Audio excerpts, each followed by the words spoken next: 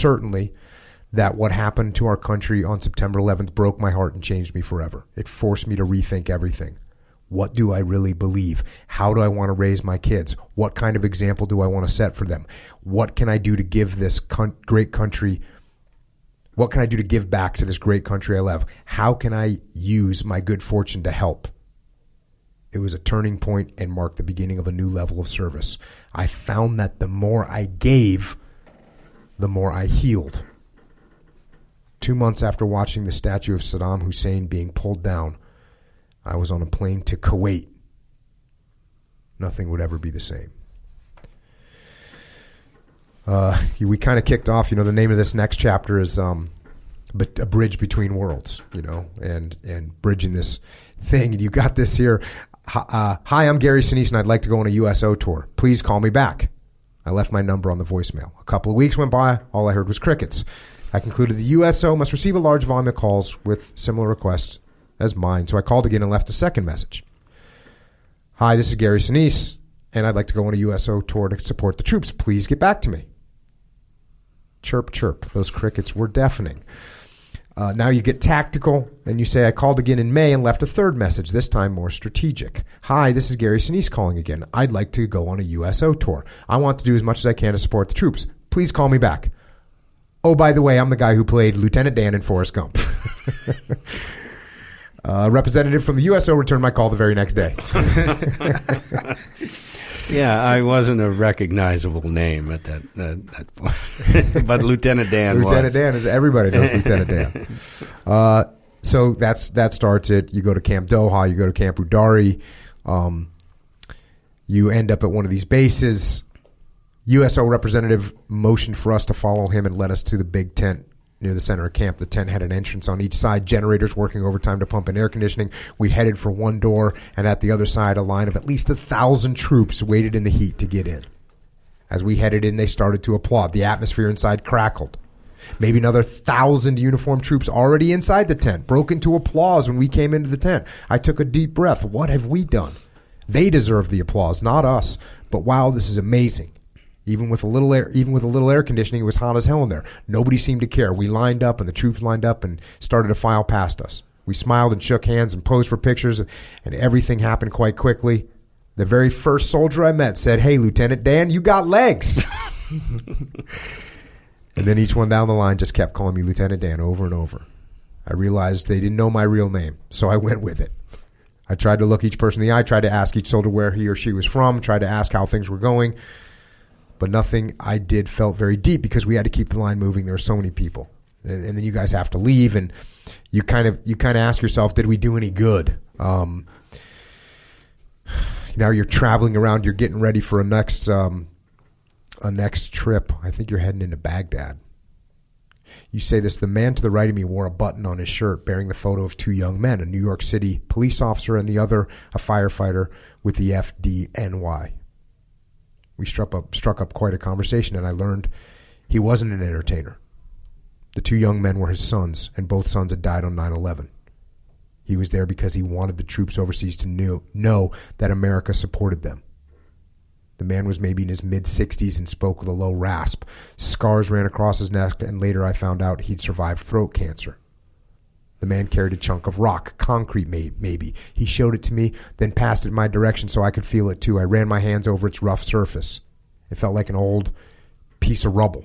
Puzzled, I asked him what it was all about, why he was carrying all this extra weight. He swallowed once, twice, then his eyes grew wet. He whispered more hoarsely than before, "It's a piece of the World Trade Center."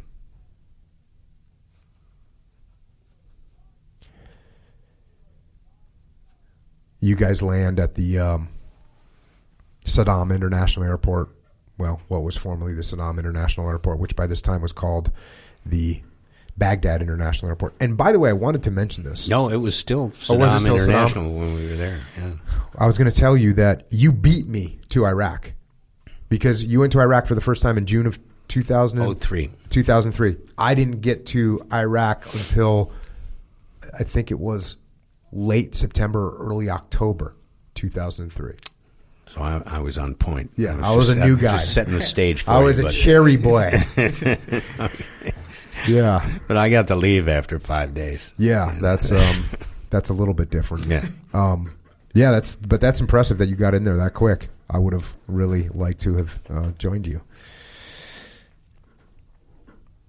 Now you're landing there. When we clattered down the cargo's the plane's ramp, I can only shake my head in disbelief. In front of us, waiting in 2 long rows of uniforms, stood American soldiers, 1,000 strong, lining our route all the way to the cargo, from the cargo plane to the hangar, like a happy gauntlet. We simply walked forward and shook hands on our way to the destination. Soldier after soldier, Marine after Marine, sailor after sailor, airman after airman, smile after smile. I felt choked up inside, happy to be there, honored, grateful, so incredibly grateful. We were here for them, but they had our backs. They weren't going to let anything happen to us. They were here for us.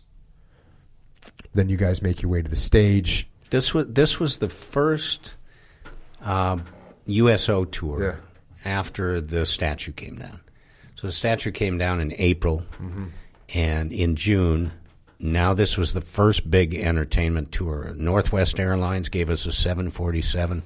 There were 180 people on the plane. Damn. Kid Rock was there. With his band, Leanne Womack, Robert De Niro. I mean, it was an endless sea of celebrities and people that were going over there. Basketball players, football players, cheerleaders from the Dallas Cowboy cheerleaders were there. I mean, it was Paul Rodriguez. I mean, it was a lot of entertainers that were going on this trip. So it was the first entertainment tour to Iraq, and they split us up into a lot of groups. And I remember getting back from Kuwait. We went out to Udari, which it was called Udari at the time. It was renamed Camp Buring later on. But Udari, we flew back. That's with the tent and all the sweaty people and the 1,000 in there and everything. We flew back, and I got back about 11 o'clock at night, and I get a phone call from the USO representative saying Tommy Franks, General Tommy Franks, is going up to Baghdad tomorrow. He wants to take a small group of people, and he wants you to come. So I said, absolutely. So we went up to Baghdad and, went into the palaces, this thing with Kid Rock and everything at the airport, thousands of people. It was pretty amazing just to be there with so many soldiers. We entertained them there in the hangar, maybe 4,000 people in the hangar. I got to see the palaces. I got to meet a lot of troops during this trip. It was an amazing trip, and I kind of befriended Tommy Franks from that moment on. We ended up going to Doha after that to Central Command, and we did some shows there and met a lot of people, and it was amazing. I was back in Iraq within 6 months, again, for another trip. I'll say this, too, and when you, like I said, so all that took place, I hadn't even gone to Iraq yet. I was waiting to go to Iraq. When did you go? October? Fall of 2003. Yeah, so I was back in November. You were back in November. Yeah. But I'll say this, at this time, that early, the war had a different feel to it. No question. We were kind of just winning. Hey, look, we were taking some casualties for sure, but there was no insurgency yet. There was some former regime elements were running around. We had the deck of cards we were going after. We were doing pretty good. We didn't get Saddam until later that year, but I was there when we got Saddam. Not me, but American forces got Saddam.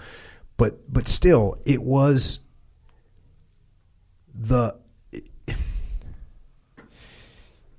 it was still seemed like everything was going pretty good. I mean, there's no other way to put it. But when I deployed there in 2003, 2004, if you would have asked me at the end of my deployment how much longer the war in Iraq was going to last, I would have said, probably another 3-4 months. There'll be less and less combat operations. And then, it'll be, I'm sure we'll still have some troops there, but it'll be pretty settled down. Mm-hmm. So, I was wrong, and we were wrong as a country because it wasn't even getting started yet. And so that's why when I picture all these celebrities rolling in there, you know, thinking back to the glory days of Bob Hope, like, oh yeah, and this is kind of, hey, that's what, and I've said this before. That's what us young guys that hadn't been to combat before, we were like, we want to go. We want to go. We want to make sure we do, you know, we want to do our part. And I could see, you know, everyone thinking we want to do our part. We want to help out. And it seemed like, for lack of a better word, it seemed like things were going really well and this wasn't going to last too long. And we'd all come home and have a big victory parade and be done. Well, it would be 4 years before I went back. So during those intervening 4 years, things got really bad. So when did you go back? What year? 07, I guess. Oh yeah. And it was calming down a little bit. Yeah. We were up in Ramadi, and you know, the surge had happened, and all of that. Yeah, the time period in between, you know, well, 05, 06 was not good. Was not good, and I went back again in 08. And I went back a couple years ago. What year did you go back most recently? It's 2017. Oh, okay. Well, yeah. You got more trips to Iraq than I do. What's up with that? Yeah, but they're shorter. They're much shorter.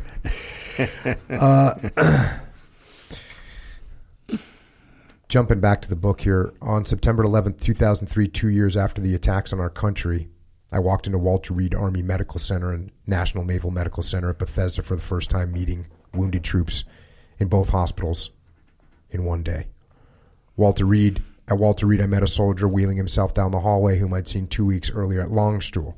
Back in Germany, he was fresh off the line, unable to get out of bed. Now back in Washington, D.C., he was able to get around in a wheelchair. It was good to see progress. And then you say, you know, you did 6 trips in 6 months. I mean, going. And, you know, your family's sticking by you.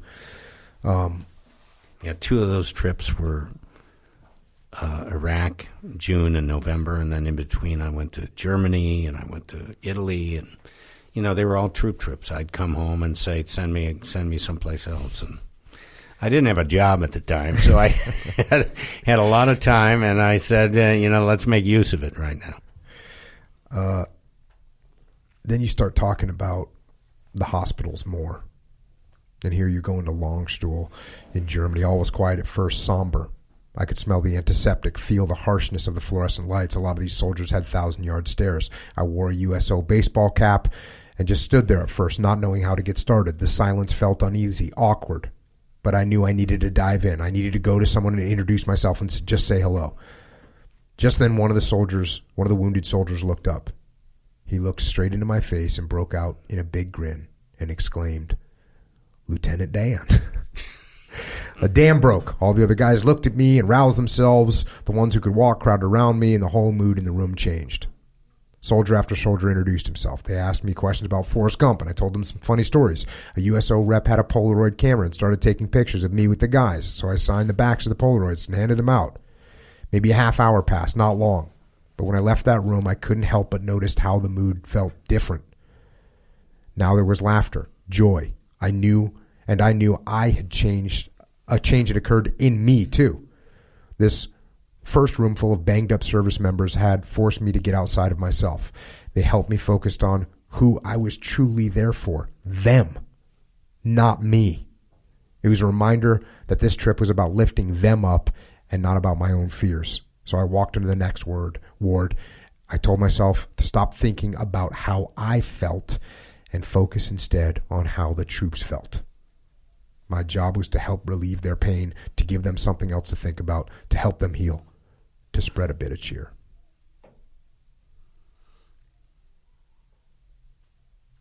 And, you know, that became, you know, like you said, part of your mission. And what you were doing was trying to help these guys give something else to think about. Yeah. And lift spirits, you know, that's the whole point of, you know, why am I going? Just to see stuff or to do something? Yeah. You know? And I love your perspective, and actually, like the closing of this book, Leadership Strategy and Tactics. The closing chapter is called "It's all on you, but not about you." right? Like, you're responsible, but it's not about you. Leadership isn't about you. And that's